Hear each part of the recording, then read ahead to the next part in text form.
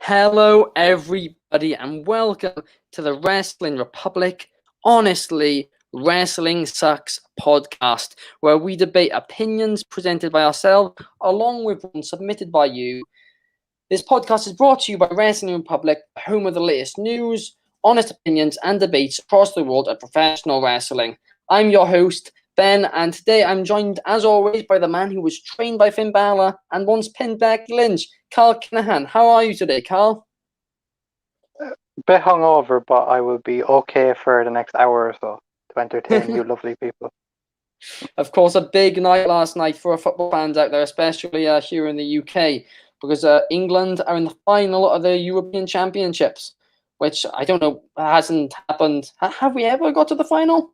Can't even remember. No, the semis in '96 is the best. Yeah. I don't think we ever got to the final because England have never won the Euro, so it's very interesting to see. Haven't won a trophy in over 50 years. Crazy stuff. But today we're not here to talk about football. We're here to talk about wrestling, and we're going to get right into it with some controversial wrestling opinions. Also, if there's for example, any of us are lagging or anything, please just leave it in the comments and let us know. Because I'm not sure if we might be having a slight technical difficulty here. Not certain about it. But anyway, we'll get right into the first opinion right now. Honestly, the CWC, Capital Wrestling Centre, crowd sucks. Since moving to the Capital Wrestling Centre, despite the crowd being mostly invite-only, it has quickly become clear that the crowd is, as Daniel Bryan would put it, fickle. The crowd has continuously booed faces such as MSK and Kyle O'Reilly, despite wrestlers doing nothing to warrant such a response. Since the crowd returned to full capacity at TakeOver, I expected more level-headed fans to, come into the arena and tone it down a little bit and just, basically get the reactions that NXT would want to happen. But nope, it's made it worse. The last few weeks of NXT have been horrible. The crowd have been not volume-wise. Volume-wise, they've gotten louder every single week. This past week at NXT Great American Bash, they were on fire. But they were booing MSK when they meant to be cheering them. They were booing Kyle O'Reilly when, of course, they were meant to be cheering him over Adam Cole. Of course, turned on the most over faction in NXT history, the Undisputed Era. And this is it's very frustrating to see, and it does affect the product, if I'm being honest with you. I find it hard to watch, and it frustrates me. It really, really does. What are your thoughts, Cal? Yeah, I noticed it as well. When they moved to I was very looking forward to fans coming back to NXT, especially because NXT is a very crowd-heavy show. Like all the takeovers, the crowd will give the matches an extra star, and they'd be buzzing and stuff. But I noticed it in your house. Usually NXT adds to the matches. The crowd will add to the matches, but I found the crowd actually took me out of a lot of the matches in your house. That was the in-ring action was excellent. Everything was spot on in that area. But for some reason, the crowd were just crapping on everything.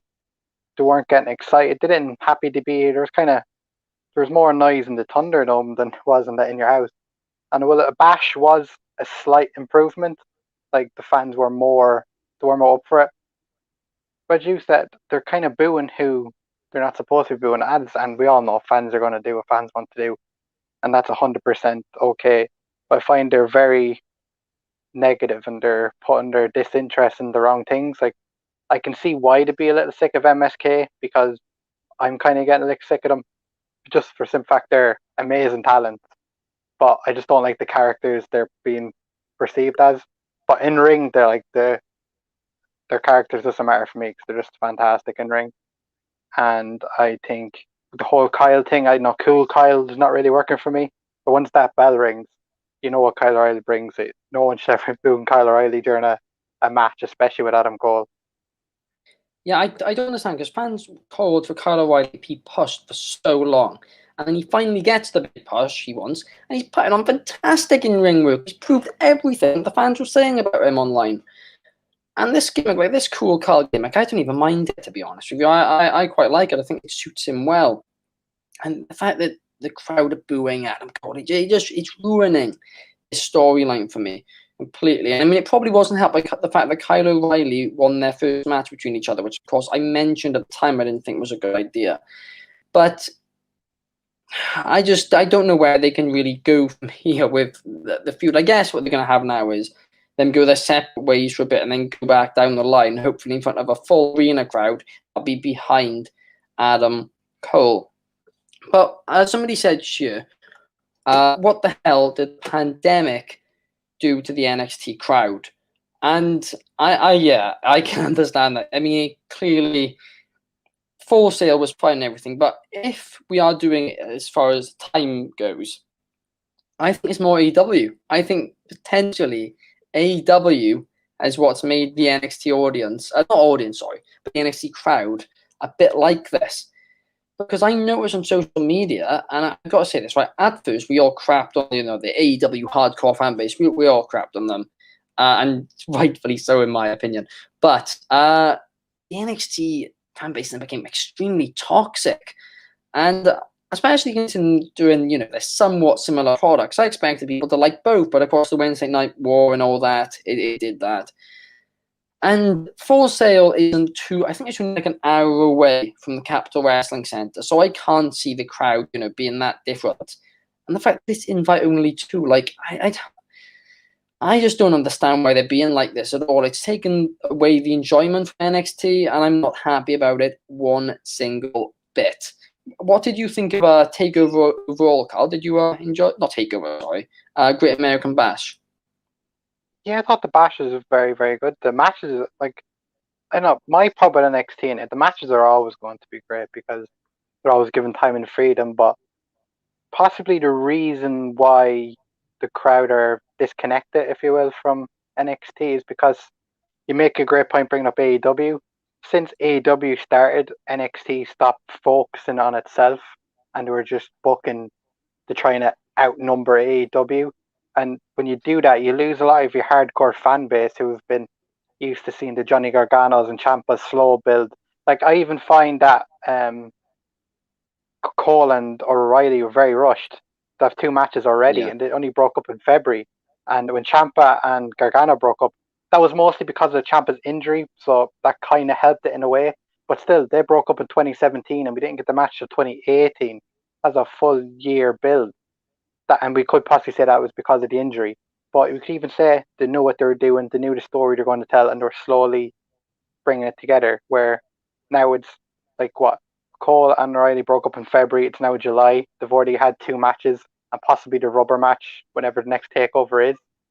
So the rush and everything, they're not taking their times and letting these stories breathe, which is taking a lot of what NXT was, where everything got time, everything breathed, everything felt important. Where now I even find the mid card isn't as strong as it used to be, and we're getting better characters. Isaac Surf Squat he's built himself up. So we're kind of getting there again. But I still think that need to go back to the roots and stop worrying about other companies and just take the time, let everything breathe, slowly build stuff up instead of just, here's Kyle, hey, we know you want this, here, have it. Sometimes don't give us what we want straight away. Let us wait for it, let us want it, let us sink our teeth into it. Yeah. And of course, that's something which AEW have done very well with Kenny Omega and Hangman Page. One thing I'll absolutely praise them for. But ideally, what I do with them now is I'd have Gargano potentially beat Cross on Tuesday for the championship because of a Samoa Joe interruption or something like that. Leading to Cross versus Joe, as long as Joe's cleared. And then have Cole versus Gargano at TakeOver at SummerSlam weekend. Have Cole win, and then build then for the next TakeOver. So give it a good few months then. So that'd be the Royal Rumble. Yeah, Royal Rumble weekend then. No, it's not. Sorry, no, it's not. War Games next. I wouldn't actually do it War Games. I'd wait till the Royal Rumble weekend to do it, and then in front of a full capacity arena then, because the next TakeOver likely will be in the Capitol Wrestling Center again anyway. Then Royal Rumble weekend, hopefully by then everything's good. They can do full arena, and then have O'Reilly versus Cole NXT Championship match, and have O'Reilly take the gold. I think that'd be a great way to do it. Right. Now, moving on, Carl, what is your next honest opinion? Honestly, Kazuchika Okada was never the best in the world. And the reasons for this is I was a big fan of Kazuchika Okada, and I still am a fan of Kazuchika Okada. But what I've noticed with Okada in matches is since he first started New Japan and the main event scene, 2011 to 2013 is when he kind of come on the mark. He's only ever been as good as the people he's been in the ring with. So I've never seen Okada have a match with someone that wasn't on his level or above. And I'll argue 40% of his matches are boring. So in the last 10 to 15 minutes when he does the sequences and everything is when you get excited. So like Okada's like a Fast and Furious movie. You don't need like most of it does not matter. It just is the final sequence that is worth watching. And he doesn't do anything spectacular. His moveset is not great. He delivers it well. Like at the end of the day, his finisher is a clothesline. And it's not over anymore. How many times have seen someone kick out a Rainmaker? It takes 12 Rainmakers to end the match. So nothing is convincing with him anymore. So I think he's lost a lot of his prestige by his style of match has done his moveset a disservice, which has made me less interested in Okada. I'd argue he probably was best in the world for 2013 to about 2014, for like that year. But after that, all the matches have been the same. He's fighting the same people all the time, doing the exact same matches. Kenny Omega was a better fresh air because of somebody different. But as soon as Kenny left, he's gone right back to his old trap again. Yeah, and of course, after the latest G1, I believe it was last year, it became crystal clear. And since he's improved a little bit, but again, he's been against really good starts. It's a Shingo, so it backs up your point completely. But since he introduced the money clip, that's killed so much of the excitement in his matches as well. That was a real curse for him. And I completely agree there. It's a very controversial one. And what Okada really does is he really gets the crowd going in big moments. He really does, his facial expressions and everything like that in big matches are fantastic. The way he builds the crowd up by doing very, very little. But it's become crystal clear as well in the clapping era in Japan, where they're not allowed to cheer, they have to clap, that he's not, without the fans, really. His matches are, as you said, 40% of it's fairly boring, unfortunately. But I mean, I still think he's great and everything, but I do think he's highly overrated by a lot of people. I really, really do. Against great people, he brings out the best in them. But against mid-card talent, such as Evil, we saw it with the matches with Evil. They are just beyond meh. It is not great whatsoever. But yeah, it's a weird one, Okada, and it's similar with Naito as well. I have similar feelings for Naito. And I feel like he's very overhyped at times, and the vast majority of his match is, yes, they have a reason for it, right? They obviously to sell a body part, something like that, right? They do that well throughout the match. But it's so slow some of the time. It kills your interest slightly. Then in the last 10, 15, I'd say 5, 10 minutes, it's fantastic. Excitement, edge on your seat. And yes, the fact that it got built slowly over time has built that up a bit. But when you look at NXT, for example, maybe not recently, but before the pandemic, when they did matches, they would, crowd would be on the edge of the seat for the last 5, 10 minutes, going crazy, going absolutely mad. And the first 10 minutes of the match or whatever, they'd still be cheering. It would still be entertaining from start to finish. Adam Cole versus Kyle O'Reilly this past week was another example. Admittedly, that's a bit shorter than New Japan like to do. But I can completely agree with that point there. And it goes back to something, which, of course, our good friend PW Japan, Jimbo, who's of course followed wrestling for a very, very long time, and more specifically wrestling in Japan. He hates the fact that nowadays in Japan matches go so long. In pretty much every company in Japan, matches are going over half an hour now, the main event. Whereas before, of course, during the Inoki era of New Japan, sometimes they only went 10, 15 minutes. And there was a bit of a beauty to that. Admittedly, it was not for everybody, and I'm not saying they should all be that short, but them all being that long I don't know about. Is timing a bit of an issue for you as well? Absolutely, that's 101%. Like when you watch it's like when Okada's wrestling now. We'll just use Okada as the example. But when he's wrestling, you know you're not going to get a quick 15, 20-minute match with Okada. You know, if he's in the main event, it's big. Strap in, get yourself. Make sure you go toilet before the match starts because you're not leaving that chair for like 40 to 45 minutes, and that just becomes become too predictable. Like it's just you're not in, and as we said, 40% of it that doesn't matter. Like because a lot of it is rest holds, big spot, rest holds, big spot, then quick 10 minutes at the end, and you're like, oh wow, that was amazing. But at the end of the day, you can't have the same style of match all the time because that becomes just boring and you know what you're going to watch. Where I feel sometimes it's okay to have a 5 minute match, it's okay to have a 10 minute match, it's okay to have a 40 minute match, but it needs to suit the characters in the story. It's not like Okada, oh, I always go 40 minutes. That's not a character. That's just overextending yourself. Because if you do a 40-minute match, he's showing everybody his whole deck of cards. He's not keeping anything. And then time you see the next match, you've already seen the spots he's doing over the last 15 years. And you brought up a good point where Okada seems to bring the stars to his level. I completely disagree. I think the stars bring Okada up his level because he doesn't have great matches with people that aren't world class talent. So I'd argue he needs to fight world class talent to be world class, but he can't. I'd argue he can't have a good match with a David Finlay per se, or that type of caliber. He needs a Jay White, a Shingo, a Will Ospreay to elevate himself. And the whole 40-minute matches is just you're overexposing yourself, and you're not leaving anything for me to look forward to in the next match. Yeah, bang on. And someone who notably is on the opposite, Shingo Takagi, who one of the best matches a lot of people are saying of this year is, of course, Shingo Takagi versus Jeff Cobb, which was an absolute banger of a match at Wrestle Kingdom. How long did that go? 15, 20 minutes? It was top quality. Yeah, top quality stuff from start to finish. Whereas Shingo this year has also gone 35 minutes.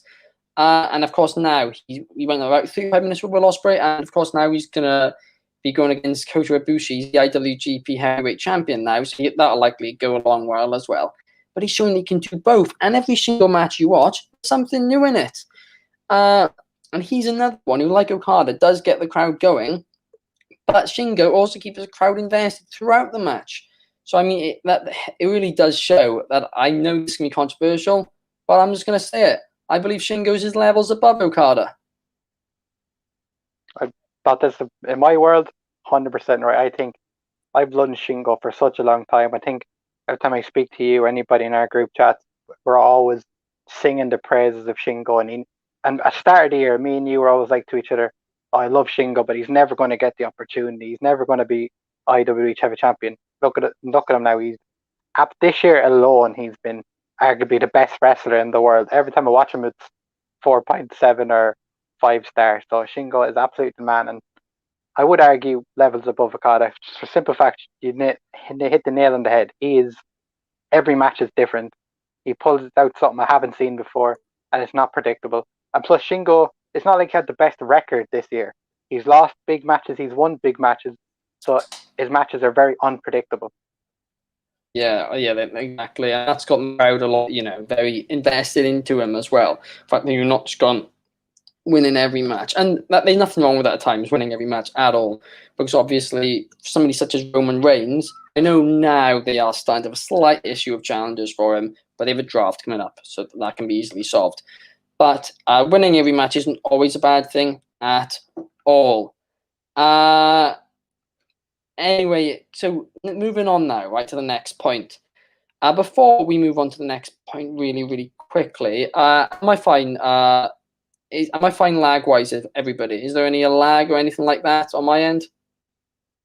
Oh, no, you're good for me anyway. Oh, okay, cool. Yeah, I was just checking that, because the thing's not flashing like it usually does, which is probably not a good sign.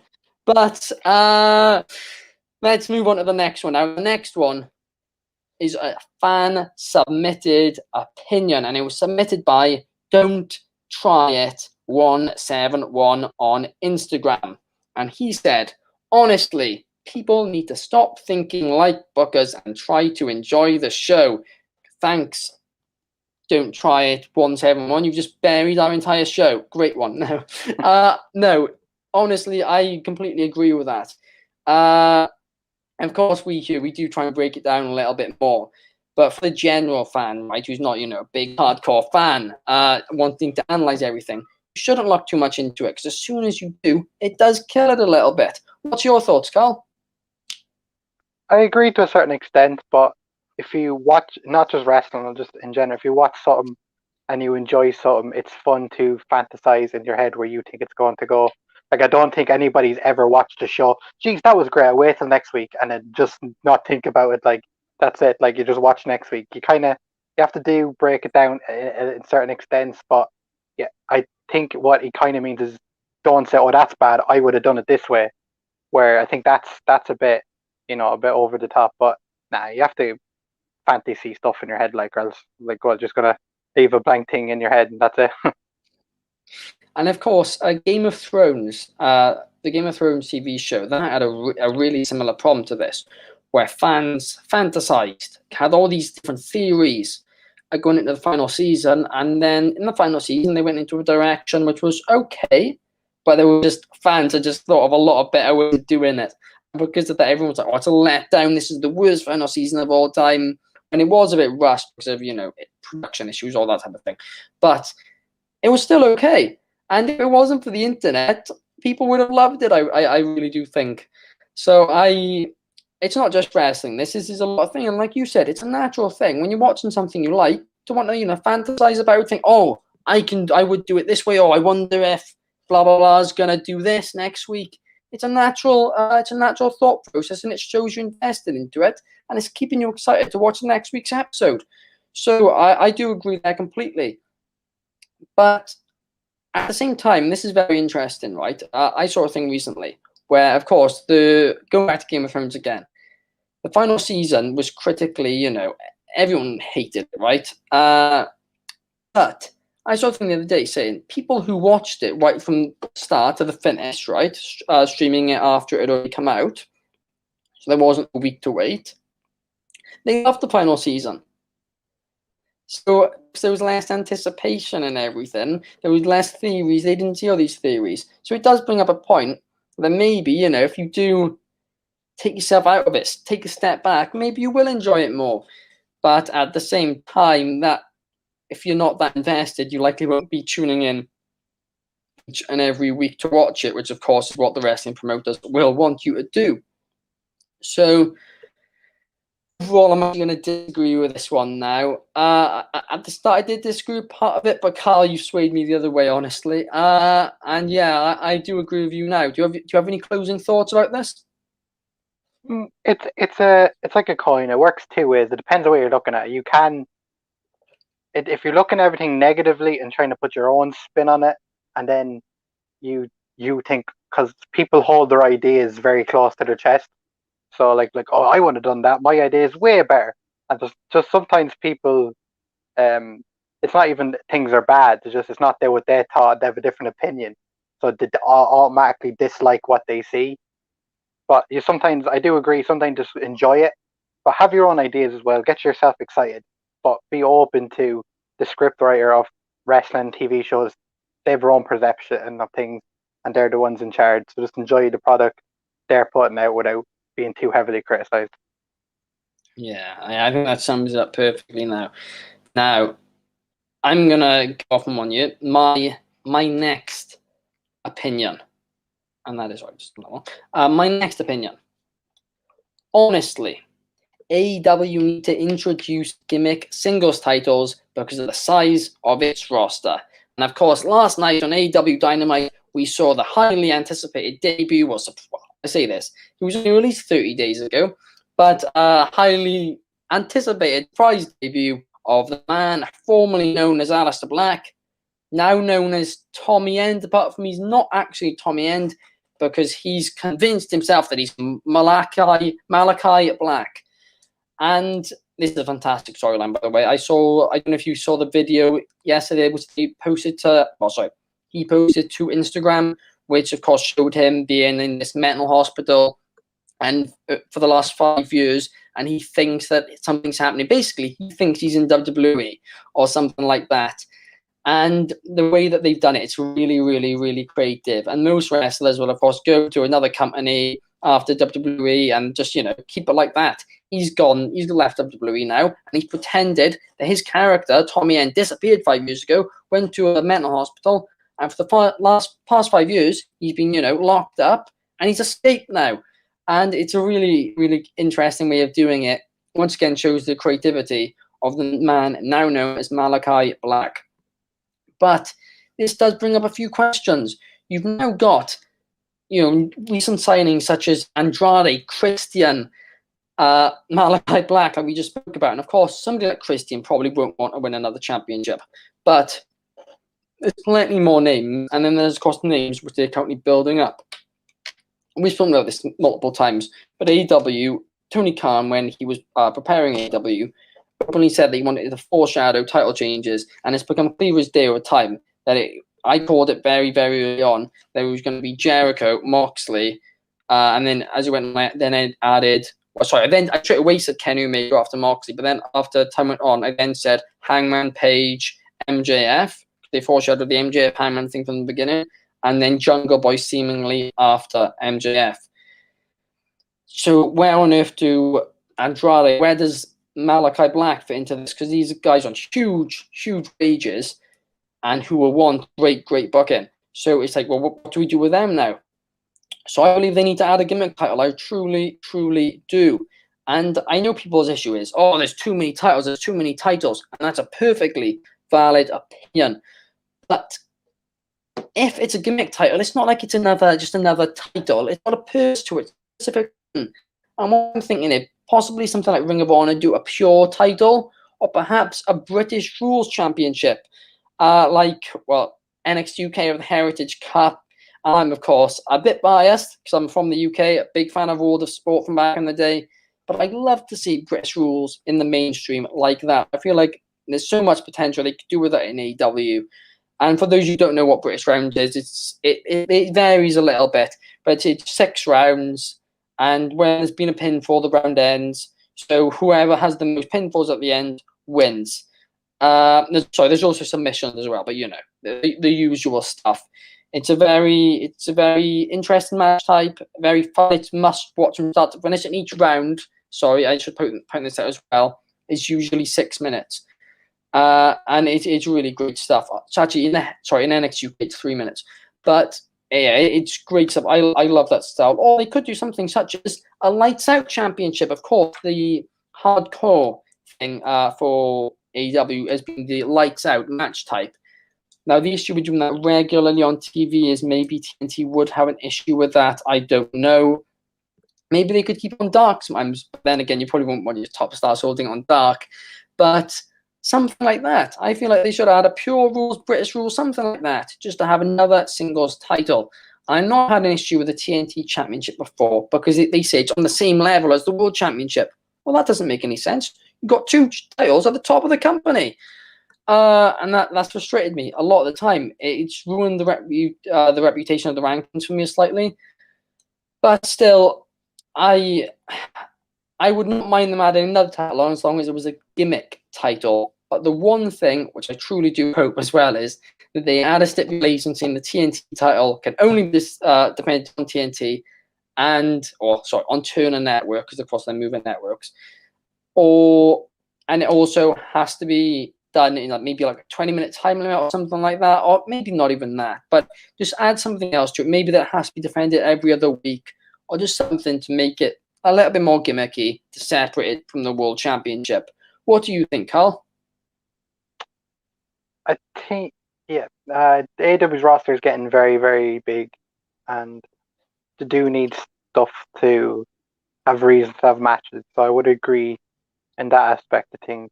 But I also would disagree in more titles, just for the simple fact that titles are just props if they're not used correctly. And the more titles you have, the more it would devalue the AEW world title. Like we've seen this in WWE, they had so many belts that I'd argue the Intercontinental title has lost all prestige. And like who even knows who the Intercontinental Champion is at the moment? And I think the more titles you have, you devalue the ones that you're trying to protect and make big. But I love the idea of. I think you might have mentioned this a few weeks ago, so I'll steal your idea. But I love the idea of not necessarily titles, maybe trophies and stuff of a certain style of wrestling. I think that is such a that's such a great idea. Just it varies stuff, and I know AEW do have a lot of talent that can mix it up, like luchadors, wrestlers, the strong styles, so many different styles of wrestling, and I do believe that having it all, not obviously you can still have like an Aleister Black versus an Andrade, like you don't have to separate them all the time, but having just one area of, okay, this is the Luchador Championship, where you need to have Luchador heritage and compete in Mexico for this amount of time or in order to get this belt. Then you could see like the likes of Matt Jackson or Nick Jackson going to the AAA, working there for 6 months in order to win this belt, just to mix it up a bit and give it a bit of prestige. Like, look, you have to dedicate your whole style to get this belt and just mix up a bit. And I'm a big fan of what you said as well. I love NXT UK Heritage Cup. I think that's absolutely fantastic. And the peak of that was definitely Tyler Bate versus Arcade a few weeks ago. I thought that match was absolutely fantastic. And maybe not belts, because I do think we have too much belts in wrestling. So I think having 3 top belts is a fantastic idea. But maybe a trophy for a certain style, and possibly AEW have a lot of factions, so I won't be against the trios tag titles either. Oh, they're definitely coming, definitely. And as you said, a trophy or belt, yeah, I could agree that perhaps doing something as a trophy would work. And that was actually originally what I wrote. But the thing about a trophy is, maybe not a trophy, but a cup. I always think in modern lines of calling you a cup or whatever. But to win a cup, by definition, there has to be more than 2 people involved. So I don't know. I was thinking a bit too much into it. It's wrestling at the end of the day. You can do whatever. But the thing is, in my opinion, with the World Championship, I don't think it gets, I don't think any of the prestige gets lost if there's other championships, as long as none of the other championships follow the same rules as the World Championship. And the World Championship goes to this by the standard rules. That's my viewpoint on it. And what you said about the Lucha, Lucha Cup or something, where you've got to spend this much time in Mexico or something like that to be able to compete for it. I really do like that idea. And that's kind of what I'm saying in a way, that, these different titles you introduce, they're different styles of professional wrestling, right? They focus on different things, like a lights out one where there's no rules behind it. And again, that does come with a few issues, of course, with the network and everything. But a pure rules championship, the pure rules championship in Ring of Honor hasn't devalued the TV one or the world title. It just it's made the product more entertaining overall. And Ring of Honor actually do this well. The TV title has separate rules to the World Championship. The pure title has separate rules to both of them. And then they have 3 different rankings. And they do that very well, in my opinion, Ring of Honor. And of course, there's completely other argument there. But there's stuff Ring of Honor do wrong too. But I really do like how Ring of Honor have done it in recent times. But yeah, so I do disagree with you on the fact that it takes away from the prestige slightly. But I also would absolutely love to see your Lucha idea. And maybe go down more of the trophy route of things. Or, a Heritage Cup type thing in AEW. Of course, marks on Twitter are gonna love that. Going off, they copied the Heritage Cup, NXT UK invented cups. But but yeah, I would like to see something else, purely the fact that they're also getting 2 stacked now. And I'd like to see some different styles in AEW. I really, really would.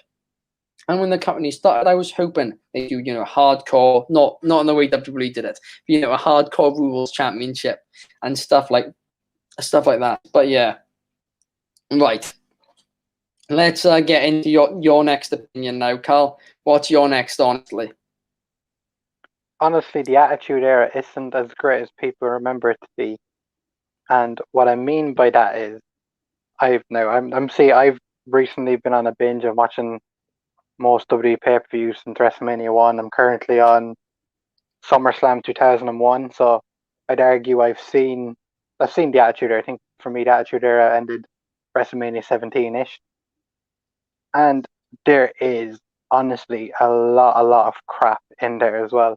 I'd argue if it's not Stone Cold Steve Austin, Undertaker, Kane, Mankind, Rock, Triple H, it is not great.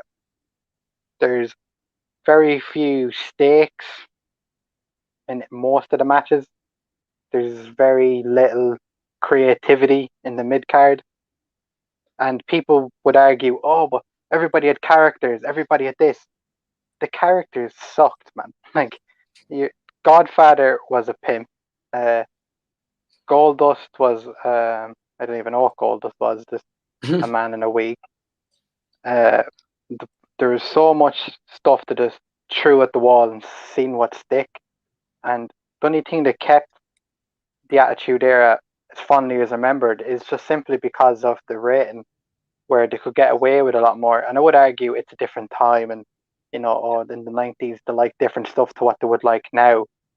But bad wrestling is still bad wrestling, and I'd argue if it's not the main event, it wasn't important.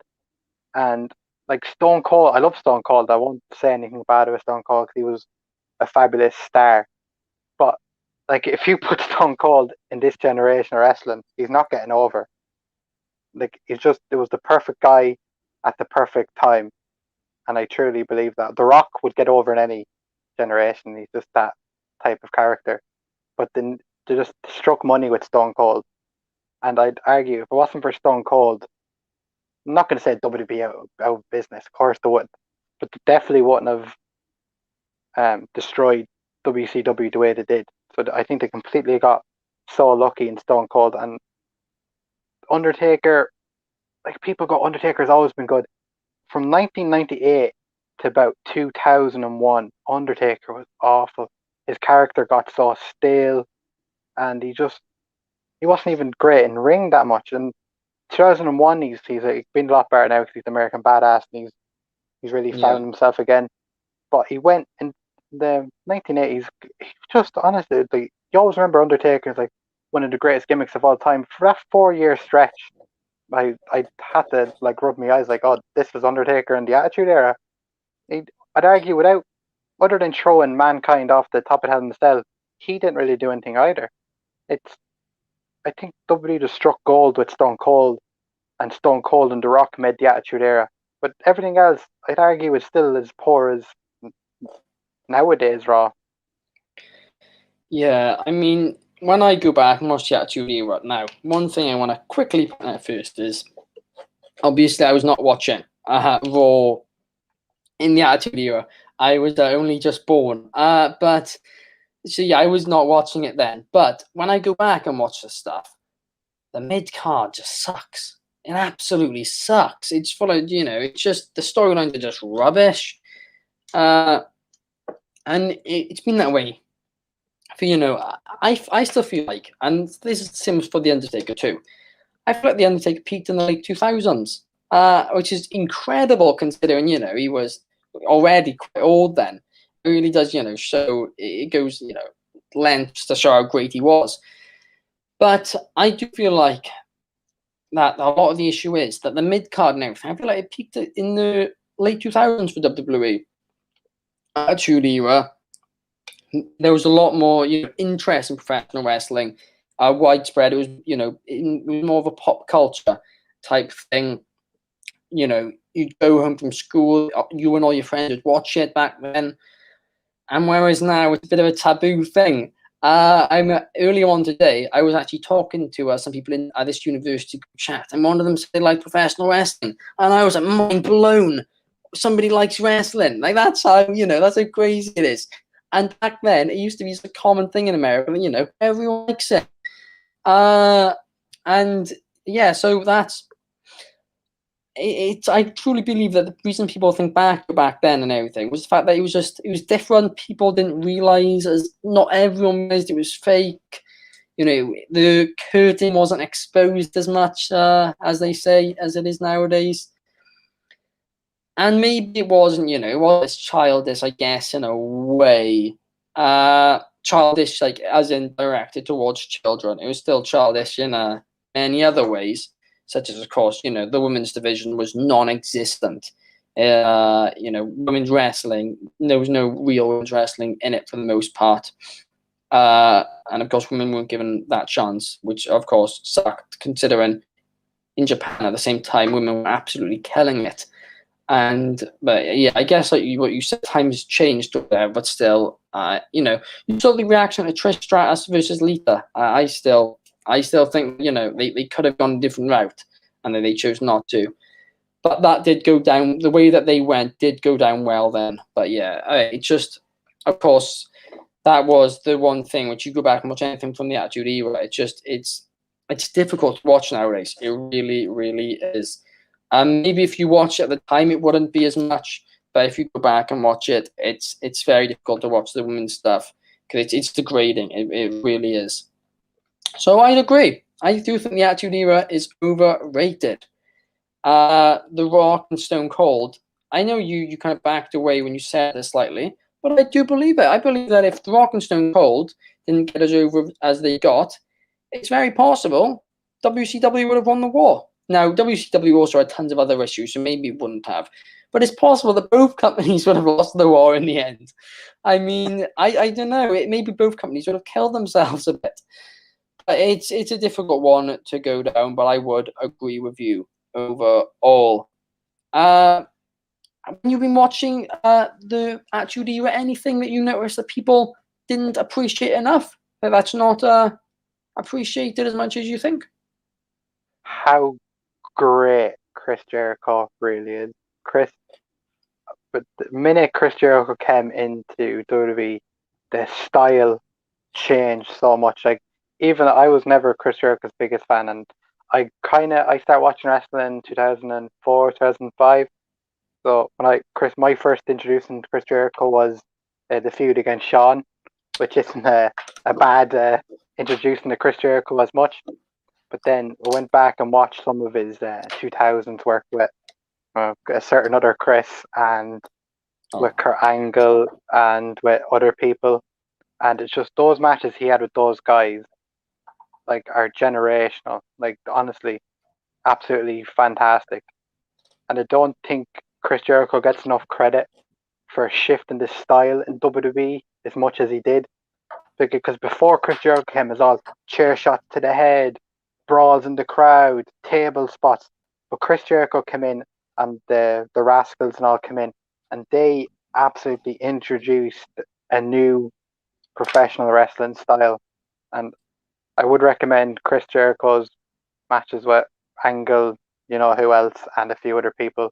Just simply fact it's like they brought Japanese strong style to WWE, and pretty soon after, about a year or so, the main of Stone Cold was chopping people, and he was introducing that style to his matches. And then obviously Kurt Angle is just, the rise of Kurt Angle will never be topped in my eyes again. Like, Kurt Angle made his debut in Survivor Series 1999, and you honestly look at him like, oh, this kid, he's not going anywhere. And then at WrestleMania, I think his first great match was WrestleMania 17, and after that he switched. Oh no, I'd argue his first great match was The Rock and No Way Out 2001, and that's when the switch and the Angle hit. And since that, that's when the intensity came. And I think those four men just are a credit to what WWE is now in this generation. It's only taken an hour, but I finally got the thing lighting up. So we shouldn't have any more interruptions if there were any. I don't even know if there were anyway. But yeah, that's all. Yeah, no, I agree completely there. Chris Jericho, him and a few others, they in a way, they brought the WCW Cruiserweight division to heavyweight wrestling in WWE. That's what they did, essentially. And of course, I presume that WWE looked at it like, okay, well, this is what people like about WCW. Well, we should let them do it a bit in WWE. Yes, it's a bit against our philosophy, but let's try it. And it worked fantastically for them, for the better. And of course, then that did lead them to the Ruthless Aggression era and the mid-card then, which was fantastic. like you said, Kurt Angle going down that road there. I completely agree there. Now, last opinion of the day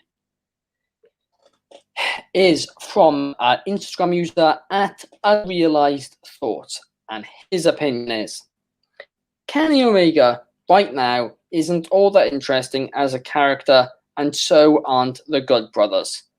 Now, if you have been watching AEW recently, let me give you a quick rundown.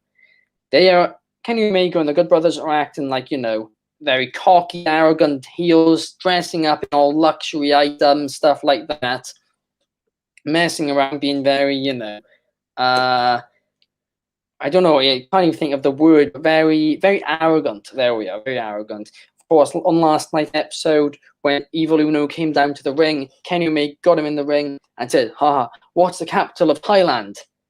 And he goes, I don't know. And he goes, Bangkok. And then, of course, kicks him in the nuts, which I thought was hilarious on TNT. The fact they just put that on there. But but that's the type of thing. It's very cringeworthy. But at first I didn't like it. Now I have no problem with it, if I'm being honest. I enjoy it, and I feel like it fits the Good Brothers perfectly. I don't whether or not it fits Kenny Omega is maybe one thing, but the Good Brothers, it definitely fits them. That's always been them messing around, kind of crossing the border as to whether or not they should be on TV type thing. But yeah, I think Kenny Omega's done well with this gimmick now. It wasn't the direction I thought they were going to go in with him as a heel, but I feel like it's paid off. And of course, if they went in the more serious direction, which is what I thought they were going to do, you could be sure the marks would be all in the comments saying, oh, they're copying Roman Reigns. Oh, look at it. It's happening at the same time. He's copying them. But of course, that's obviously not what they do, and it's been planned for a very long time. And the fact they've mixed it up has been a positive in my eyes. What do you think, Carl? I think the fact it's getting under people's skin is the reason why they're doing it. These men, they're onto the marks. Like, they're following the hardcore fan base, and I truly believe they're doing everything the hardcore fan base doesn't like, just to get heat with them. Like, they're so, like, the Young Bucks. Like, look at the Young Bucks as well. I hate the Young Bucks, but I love the Young Bucks at the same time. Like, because they're trying to like pee everybody off, and it's just brilliant. It's like different the line in the Dark Knight. Some men just want to watch the world burn, and that's exactly what these 6 men are doing. They are just peeing everybody off. Like, I'm still raging. I haven't seen Chad Too Bad in AEW. That's the big debut I'm looking for, is Chad Too Bad. But let's not take anyway. Omega, when it's time to get serious and go, Omega will go. And one thing I really loved about last night's AEW is like Kenny Omega is wearing this mask, and he's perceiving himself as Goofy doesn't care. But the minute Hangman Page got in the ring, it's like the mask fell off, and Page seen, like, that was the real Kenny we seen again, where it wasn't this mask where Kenny was hiding his insecurities and trying to avoid the fact that Page doesn't exist. I think all this perception is like, Kenny, no one exists. I'm the greatest, because he knows in the back of his head, oh, Page is coming, and then Page is like afraid of failure, depression. I was like, people were giving out at the start of AEW, oh, Page is booked too much, and Kenny's all this depressed character. But I think that was the idea, because remember at the start of 2019, Adam Page lost to Chris Jericho in the inaugural AEW title match, and he went on a downstroke, and that was arguably the start of his depression. Kenny Omega lost to Jon Moxley, and that was the start of his depression. And then both men found each other, and then they found success in each other, and they've never broken up. It's just they went their separate ways, where as Page was draining in confidence, Omega was rising in confidence. And it's like Page was always secretly afraid of Omega because he knew Page's potential. So he blocked out Page in his mind because he realized, oh, he's better than me. So he put on this fake persona of, I'm the best, I'm this and I'm that, and he kind of hyped himself up, knowing that eventually Page is going to come. Like, I just love that the minute Page stepped in the ring, just like the mask fell off Kenny, and he's like, oh, now it's time to get serious. And there's an element of fear in Kenny Omega. So I think it's all intentional. Yeah, and I mean, it's like you said, the way they have done this Kenny Omega and Adam Page storyline, like we complained so much, right, about the booking of Kenny Omega when AEW started. And I remember even in the early days of this podcast, before the heel to me were complaining about it, or sorry, the previous podcast we did, because there's a new name today. But yeah, wrestling sucks today. Wrestling sucks. Yeah. That's going to get us a bit of heat as it is. But I completely agree with you there. And we were wrong. Like, let's just say it the way it was. We were wrong. We were complaining, saying, "Oh, Kenny Omega, he would have been better off going to the WWE, whatever." I don't think we actually ever went that far. But no, the way they've booked Hangman Page and Kenny Omega, because it's been so slow, I don't think some fans have realised how well they've done it. But when you go back and watch, and on the AEW network, whenever that comes, or it may be, some other HBO Now or something like that, and they have a playlist, the Kenny Omega and Hangman Page storyline, and it's gonna be fantastic to watch. The fact that all the little things they've done along the way, the broken mirror, and Eclipse on being the elite, they've done this storyline so well. And I hope when their match happens, presumably at All Out, they, maybe even the week before, because probably on pay-per-view won't be able to fit it in, but they do at least a 10-minute video package highlighting it all. And I was talking to Kings Road Wrestling today on Instagram about this, and he was like, yeah, it needs to be at least 10 minutes long. And of course, AEW have missed details of this storyline, which has been being deleted and everything. And this needs to all be put in with a 10-minute video package, showing it all from start to finish, going into their match at All Out. And then the two are going to tear the house down, and Hangman Page is likely going to walk out with a title when that happens.